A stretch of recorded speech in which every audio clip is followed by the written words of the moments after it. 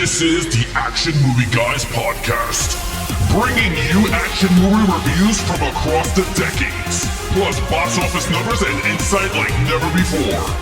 And now, your hosts of the Action Movie Guys podcast, Alex and Nate.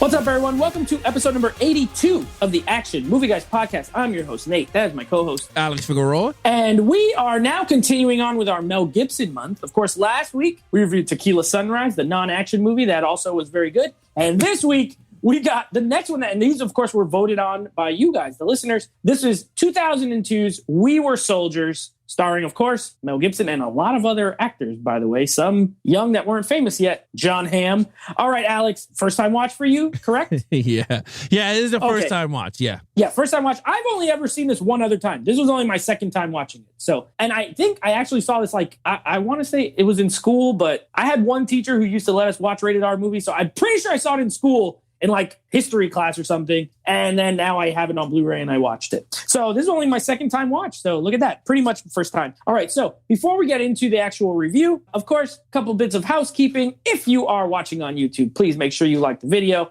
subscribe to the channel, comment down below, share it with your friends. Say, hey, these guys are good at reviewing. Look at this review of We Were Soldiers. If you're listening on the go, Apple Podcasts, Spotify, Google Play, Stitcher, we're on all of them. Make sure you are subscribed to the podcast. And this way you get the auto downloads every week. You don't even have to worry about it. So, and give us a rating, give us a review. Let us know what you think of the show. All right, with that out of the way, we're going to get to some box office numbers and some Rotten Tomatoes scores. Now, Alex takes care of the box office. I take care of Rotten Tomatoes. Alex, how did this movie do at the box office? Well, let's see. We Were Soldiers 2002 box office numbers. Domestic, $78 million. International, $37 million. On a worldwide total of $115 million on a budget of $75 million. Small success, okay? And not crazy that it didn't make money overseas, because this is a very American patriotic movie. So, that makes sense. But okay, at least it wasn't a financial failure. And this is not the kind of movie you make sequels for anyway. So I'm sure the studio was, I guess, okay with it.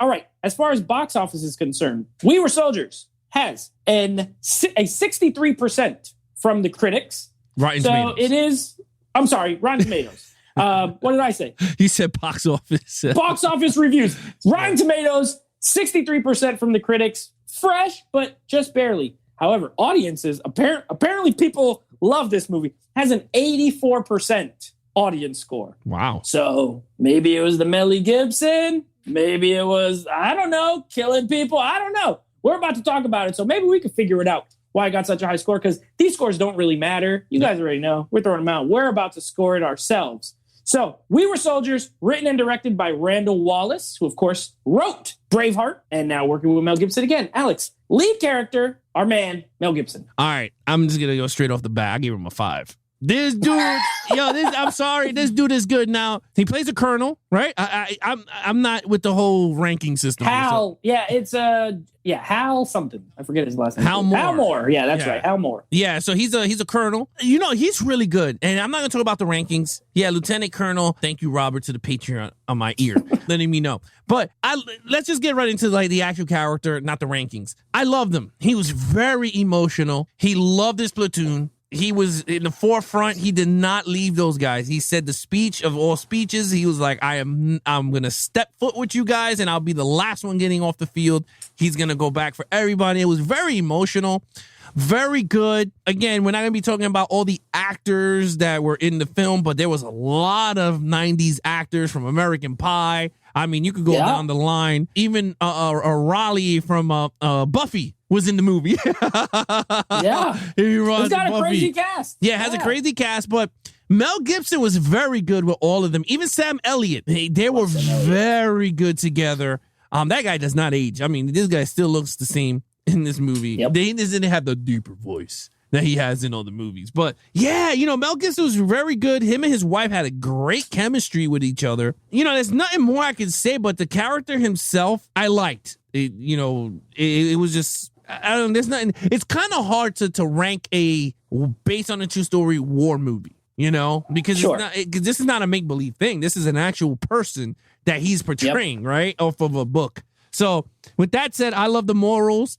I love everything about him. Mel Gibson did a great job as the character, Hal Moore. So I gave him a 5. And keep in mind, it's based on a book that was written by Hal Moore. So he knows himself better than anyone. But either way, real quick rundown on that cast, right? Mel Gibson, Sam Elliott, Madeline Stowe, Kerry Russell, Chris Klein, Greg Kinnear, Barry Pepper. Barry Pepper's my guy. So, yeah, it's a great cast. And then you had like a little John Hamm before he was famous. He was in this. So, yeah, great cast. You know, how can you watch a movie with a character like this and not give it a 5? I'm right there with you. I gave him a 5. Look, at the end of the day, I see your point as far as, you know, when you're playing a real life character. But to me, that almost makes it, I almost feel better about giving him a 5 because knowing it was a real person. And look, he was a family man, loved his kids, loved his wife. He was religious. He was a Catholic, right? I love the scene with him and Chris Klein where they pray at the church. He does the whole prayer, and then at the end he tells God, don't listen to the heathen prayers of the other guys or whatever. Like, adds a little humor because they know. And there's that whole, you know, like the first 40 minutes, it's them training, but there's this like dread that they know they're going somewhere where they probably will die. You know what I mean? So those scenes are actually really good. I agree. He has emotions. And it's a great performance by Mel Gibson. I honestly think his acting is really good. He does like kind of a Southern accent, and it's solid throughout. His performance is great. He looks the part. He was at the right age to play this kind of character. So I agree with you 100%. I loved him. I was rooting for him to not die the whole movie, which I think is the goal in a movie like this. A 5 out of 5. I really have no. I can't say anything bad about the character or performance. All right, villain. Now, real quick, we talked about this. I scored the army. It's in a war film, unless it's like a fake type war film. It's like you gotta. The enemy is essentially the villain. Wrong or right in real life or politics, whatever you agree with, don't agree with, doesn't matter. In this movie, our heroes are the Americans, the Vietnamese or the Viet Cong villains. So. Just so you guys have that in mind. All right, Alex, go ahead. All right. It's again, this falls into me in the same line of this is not a fictional villains. Like these are actual real villains. Like we went to war with these people, like for real. So I give it a 5. There's nothing I can say. I mean, when it comes to war movies, there's no right or wrong in our opinions. We're judging how brutal these people are killing us. Like it's just so hard. It's hard for me right now to you understand what I mean? Like it's very hard to sit down where we're doing like fake movies. We go, oh yeah, you know, this dude stinks. This is actually real war, real history put in front of us, showing us what the events of what happened. So with that, I'm going to give it a 5 from the villains. I thought they were brutal. I thought they were smart. They planned very well. They knew where their terrain. So, I mean, there's nothing wrong I can see there. I mean, yeah, they did some blemishes here and there. Again, this is from Hal Moore's point of view because I'm like, how the hell does he know what he was saying and where to go? But again, this is his point of view of the story. So that's where I'm going with in the storyline. So for me, they planned very well. They executed. They did some poor decisions where the United States just came and overrun them. But other than that, I give them a 5. Sorry.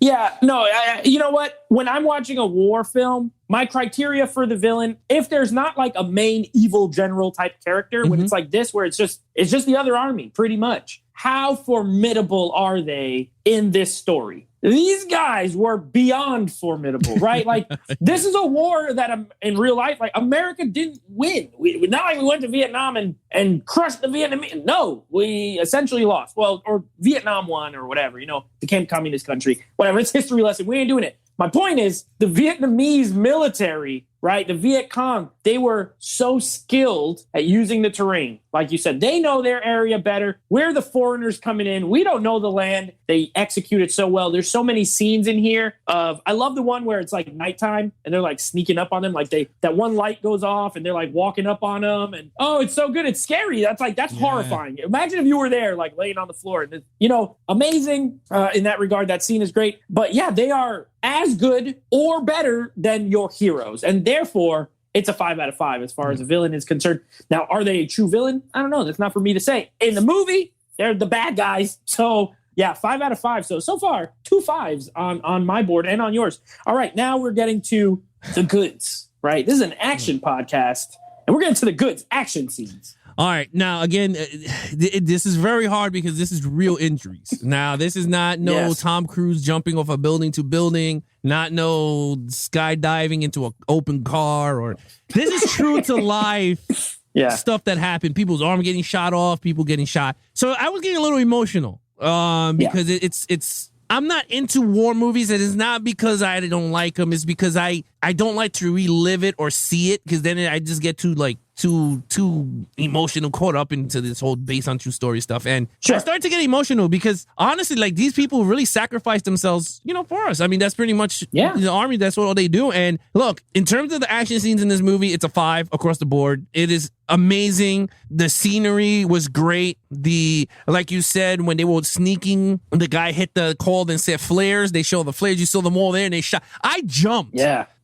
I literally jumped because I have my surround sound. So you hear the crackling and I'm like, yo, what the hell? And my wife was like, what the? And then when they showed it, we were like, yo! And they were shooting. Yo, dude, I would have so did the Benny from Mummy. I would have with all the freaking, with the rosaries, because I was like, it is so scary that they were walking so silently through just to creep up on you, right? Yep. That was crazy. The war, when they were bombing, like the guy was throwing the codes and all the planes were coming in. Oh, it's one of the best parts. It is. And that's where the United States were winning, because they knew they had the aerial attacks. The others didn't. They just aerial attack all day. And then I felt so bad when the guy gave the wrong coordinates and hit his own platoon, which I was like, holy crap. That was very emotional scene there. But look, overall, this is, I mean, if I had to give it it was a 10 out of a 10, 5 out of a 5, 20 out of a 20. This action scenes, I mean, they put you there in the front of this war. And I think they did a great job, the special effects people. Yeah, I agree. Look, it's also a 5 for me.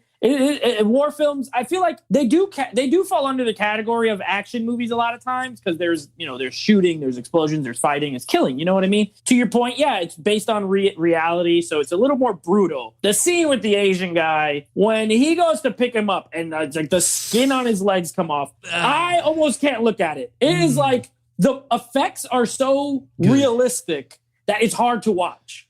And personally, as it should be, if you go too over the top, or the movie, in my mind, in certain ways is successful because you did feel some type of way about it. If you're just like watching it and it's just like pure carnage for no reason, what's the point? Yeah. It's pure carnage, but there's characters you care about. There's people you care about. Mel Gibson's in there the whole time, right? He's in the front, which is another reason why his character is great. He's right in the thick. But I love the scene with the bombing. As far as technical movie making, like the execution on it, that explosion is one of the biggest explosions that I can remember seeing like on a screen. And this is pre-big time CGI. You know what I mean? You're right. And the next movie that I thought of was Tropic Thunder, when they blew that. And they're faking it. Yeah, remember when they blew up remember with No, like they're making a fake movie, and this is almost like what they're making fun of. Yeah, remember when that director blew that money shot by mistake? Yep. It looks exactly like that. And I was just like, holy hell. Right, like that explosion was massive. The gunfights are great. Like, they're really well done. They're brutal. That movie's violent. It's brutal. Is it Saving Private Ryan levels? Yeah. No, okay. Not in execution. But as far as, like, gore and... it's close. Like, limbs are cut off. Faces are blown off. People are lit on fire. Like, it's rough. It's a 5. When the guy had with the grenade? Yeah, the incendiary, and then he started to cut it off with the knife. That was nasty. Yeah. There's a lot of parts that are hard to watch. So this is not an action or war film for the faint of heart. We'll put it that way. Yeah. It's brutal. It's realistic. But it's extremely well done. That's where, on a technical level, everything looks good and is well executed. That's what we're critiquing. That's what we're critiquing is that, but not the whole war thing. We're just critiquing. I'm not happy that the world was at war, but in the movie, it's perfectly done. All right, storyline. All right, now the storyline, it's a great storyline. It gives you the ins and outs of an army person, right? You're following Mel Gibson and his family, pretty much. The sad, I mean, again, I started getting watery when the wife had to take all the leathers to the people that are dying, and it was all her friends that they had a party. Like, oh man, it was just so sad. They were all partying with each other. One is having a kid, and then I was like, this is crazy. And then they go to war, and then you see, all the war stuff. I gave it a 5. I thought it was a great story. I don't think, to be honest with you, I couldn't see a point in the movie where it lagged for me because I from the beginning, I was locked into Mel Gibson's blue eyes. I was with him. I was with him.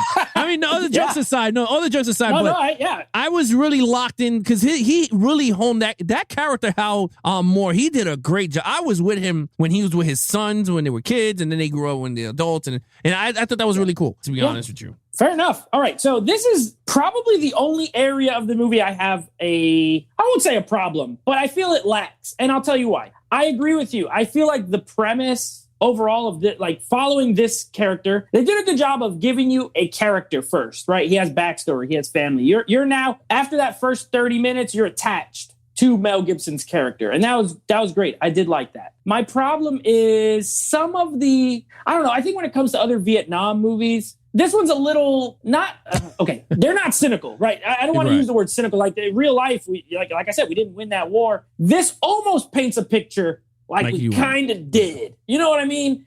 And it's a little more Hollywood in that regard, which I didn't love, but it's not going to be a big knock for me. But I didn't love that. And also the part with the letters. So I actually wish they'd go back more and show what was happening at home with the women, to be honest with you. Because they do it, there's like a little montage, like, okay, they go to the black lady, and then there's like that little scene where they're kind of going around, whatever. And then they go away from it for like mad long until she has to take the one to Kerry Russell, you know? And that scene was sad too. Like, that was a really sad scene. I honestly could have dealt with a little more of that. Maybe shave 15 minutes off that first beginning part and add it to that. These are, I guess, nitpicks, but they're enough where I was like, I could have been a little better. I gave it a 4. I mean, it's not, I'm not knocking off like 2 or 3 points for it, but it's the only aspect that I think they could have done things different that I would have liked better. But also, I don't make movies and they don't pay me to do it. So whatever, it is what it is. 4 out of 5. So overall, for you. All right. Oh, man. Overall,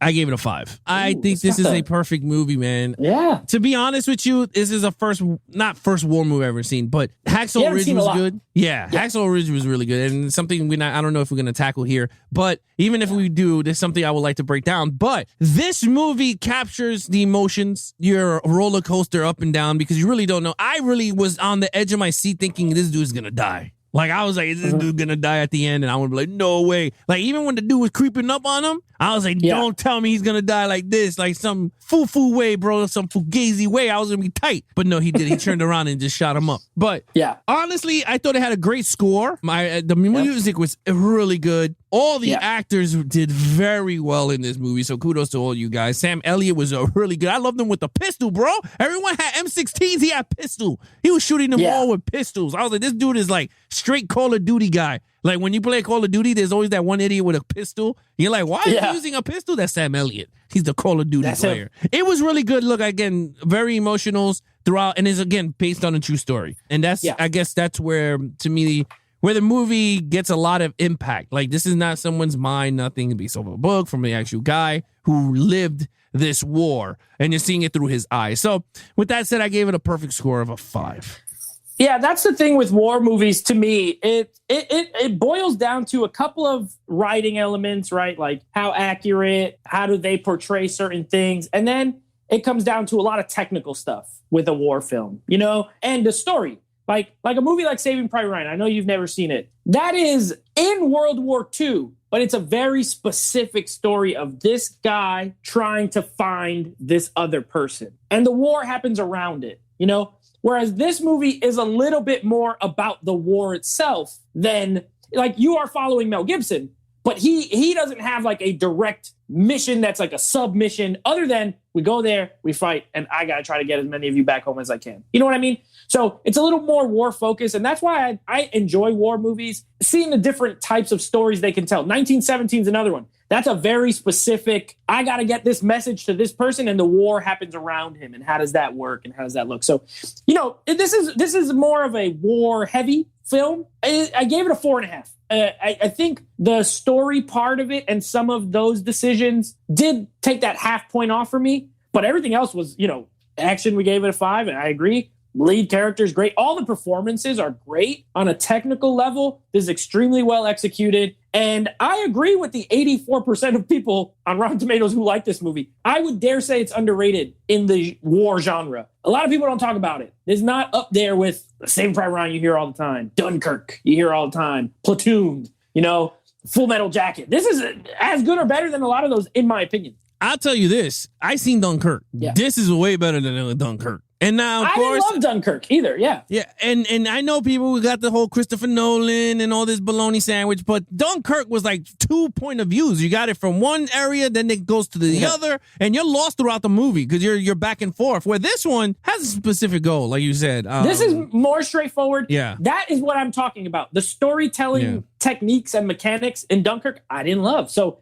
it affects the movie for me. It's not, I won't say dumbed down. It's just straightforward. You know what I mean? It is what it is. So, okay, so what's your total score? Oh, you got a 25. We don't even got to say. You did all fives. You said perfect. Yeah. I am not far off a 23.5. So, by that standards, this week we got a lot of reviews, but this recording, 2 very great movies. Not a bad day at the old couch watching the Blu-rays. So, by the way, this movie on Blu-ray, it looks absolutely trash. I don't know if this was like, I'm pretty sure this was early on in the format because it has those commercials for like Blu-ray is new and all. So I'm pretty sure this is an old Blu-ray. They need to make a new Blu-ray. I don't even need a 4K. Make a new Blu-ray. This thing is grainy. There's a lot of crush in the dark scenes. You just see specks. You can't see anything, no detail. It's an ugly, ugly Blu-ray, but a great movie. So anyway, coming up later this week, we got The Mummy Returns, which Alex has told me to look forward to that 4K CGI.